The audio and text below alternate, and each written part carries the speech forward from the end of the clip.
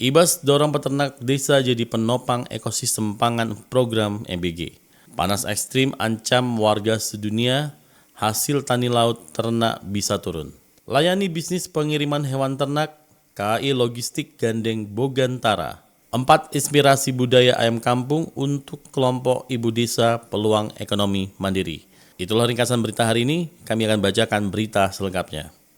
Berita pertama dari Jakarta, Wakil Ketua MPR RI Edi Baskoro Yudhoyono atau IBAS mengatakan desa-desa di Pacitan memiliki potensi untuk membangun ketahanan pangan mandiri melalui usaha produktif masyarakat. Salah satunya lewat pengembangan peternakan ayam petelur yang dinilai mampu menghadirkan manfaat ekonomi sekaligus mendukung pemenuhan gizi masyarakat. Program bertema Peternak Produktif Dapur Tercukupi Keluarga Sehat dan Bahagia menjadi bagian dari upaya pemberdayaan ekonomi desa yang terintegrasi dengan program pemenuhan gizi nasional. Bagi IBAS, bantuan usaha peternakan bukan sekedar program ekonomi biasa. Menurutnya program tersebut dapat menjadi pondasi lahirnya ekosistem pangan desa yang kuat, berkelanjutan dan mampu menopang kebutuhan masyarakat secara mandiri. Di desa Wonogondo sekitar 500 hingga 600 ekor ayam petelur mampu menghasilkan lebih dari 500 butir telur setiap hari. IBAS menilai capaian tersebut menunjukkan desa memiliki potensi besar jika mendapat bantuan pendampingan dan akses usaha yang tepat. Ia menambahkan hasil produksi telur tersebut juga dapat mendukung program makan bergizi gratis atau MBG.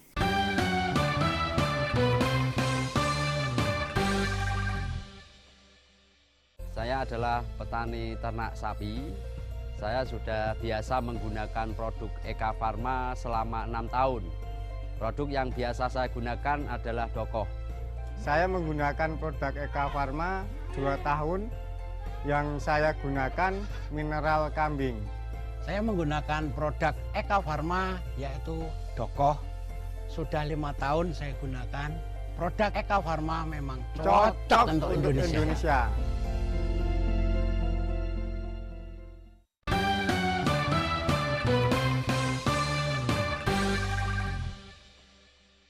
Berita selanjutnya dari Jakarta, The Tickers merasa cuaca makin panas dan tak menentu. Ternyata dampaknya bukan hanya soal rasa gerah. Gelombang panas ekstrim kini mulai mengguncang sistem pangan dunia dari sawah, peternakan, perikanan hingga tenaga kerja pertanian.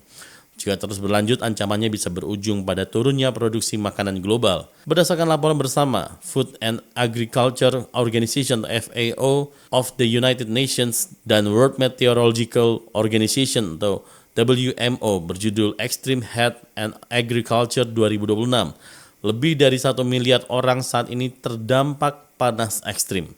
Kondisi ini juga menyebabkan hilangnya sekitar 0,5 triliun jam kerja setiap tahun. Panas ekstrim bukan sekedar cuaca panas, melainkan kondisi ketika suhu siang dan malam berada jauh di atas normal dalam waktu cukup lama. Situasi ini dapat memicu stres fisiologis dan kerusakan langsung pada tanaman, hewan ternak, ikan, pepohonan, hingga manusia. Sekretaris Jenderal WMO Celeste Salto turut menekankan bahwa cuaca panas ekstrim kini semakin mempengaruhi lingkungan tempat sektor pangan dan pertanian berjalan. Hasil pertanian, ternak, perikanan menurun. Laporan tersebut menjelaskan sebagian besar tanaman pangan utama mulai mengalami penurunan hasil ketika suhu melewati 30 derajat Celcius. Berita selanjutnya dari Jakarta, KAI Logistik menjamin kerjasama melalui penandatanganan nota kesepahaman atau MOU dengan PT Bogantara Indo Transport atau Bogantara dalam upaya memperluas layanan pengiriman logistik nasional. Kolaborasi ini menjadi langkah awal yang penting dalam pengembangan layanan pengiriman komoditas baru, khususnya hasil bumi dan hewan ternak. Direktur Utama KAI Logistik Yuskal Setiawan mengatakan langkah ini sejalan dengan tujuan perusahaan untuk menjadi penyedia solusi logistik terintegrasi. Kerjasama ini menandai sinergi perdana KAI Logistik dalam menghadirkan solusi distribusi untuk komoditas pangan strategis secara masif yang selama ini belum banyak dilayani melalui moda kereta api. Inisiatif ini menjadi langkah strategis dalam menghadirkan distribusi hewan ternak yang lebih efisien, aman, dan berkelanjutan. Ini merupakan komoditas baru yang cukup menantang bagi kami dan mendorong kami untuk berinovasi dalam mengembangkan layanan baru termasuk pengembangan gerbong pengangkut khusus berupa kontainer yang dimodifikasi dan disesuaikan untuk pengangkutan dalam jumlah besar, ungkapnya. Melalui kerjasama ini, KAI Logistik dan Bogantara berharap dapat membuka peluang baru dalam meningkatkan efisiensi distribusi dan mobilitas komoditas pangan.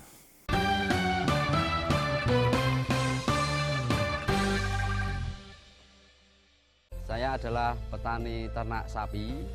Saya sudah biasa menggunakan produk Eka Farma selama 6 tahun. Produk yang biasa saya gunakan adalah Dokoh. Saya menggunakan produk Eka Farma 2 tahun. Yang saya gunakan mineral kambing. Saya menggunakan produk Eka Farma yaitu Dokoh. Sudah 5 tahun saya gunakan. Produk Eka Farma memang cocok untuk Indonesia.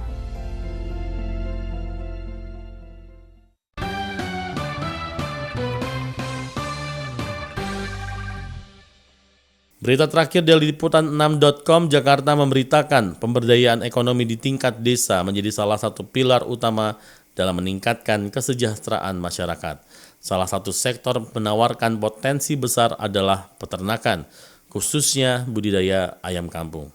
Bagi kelompok ibu desa, usaha ini bukan hanya sekedar kegiatan sampingan, melainkan sebuah peluang emas untuk mencapai kemandirian finansial sekaligus memenuhi kebutuhan gizi keluarga. Melihat permintaan pasar yang terus meningkat untuk daging dan telur ayam kampung yang dikenal lebih sehat dan alami, menjadikan usaha ini sangat menarik.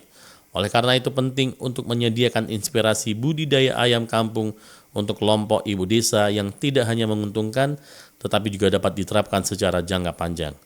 Berbagai pendekatan mulai dari sistem semi-intensif hingga organik dapat menjadi pilihan strategis untuk memulai atau mengembangkan usaha mereka. Konsep budidaya ayam kampung semi-intensif di pekarangan desa merupakan pendekatan yang mengkombinasikan keunggulan sistem tradisional dengan manajemen yang lebih terstruktur. Sistem ini memungkinkan ayam untuk tetap bergerak bebas dalam area terbatas sambil mendapatkan perlindungan dan pakan yang terkontrol secara lebih baik. Pemirsa, itulah Agri News hari ini. Sampai jumpa.